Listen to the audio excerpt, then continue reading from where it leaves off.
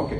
So இன்னைக்கு ஜிம்ல பல பேர் ஆசைப்படுற விஷயம் என்ன அப்படின்னா, நம்ம இன்னைக்கு யூடியூப்லாம் பார்த்துட்டு வந்து நானும் ஹெவி வெயிட் ஜிம்ல பண்ண போறேன் அப்படின்னு தான்.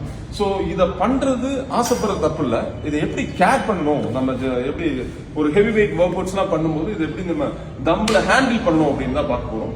ஃபர்ஸ்ட் ஆஃப் ஆல் இப்போ நான் ஷோல்டர் ஒர்க் அவுட் இன்னைக்கு எனக்கு ஷெட்யூல் இந்த மாதிரி நீல பிளேஸ் பண்ணிக்கிறீங்க. நீல பிளேஸ் பண்ணிட்டு இங்க இருந்து இந்த நீ சப்போர்ட் பண்ணி 1 then 2 knee support then lift up 1 2 3 கரெக்டான ஃபார்ம்ல பண்ணிக்கங்க. கீழே வைக்கும்போது again knee support like this. so தம்பள வந்து இப்படி மெதுவா இப்படி மெதுவா வைக்கணும்.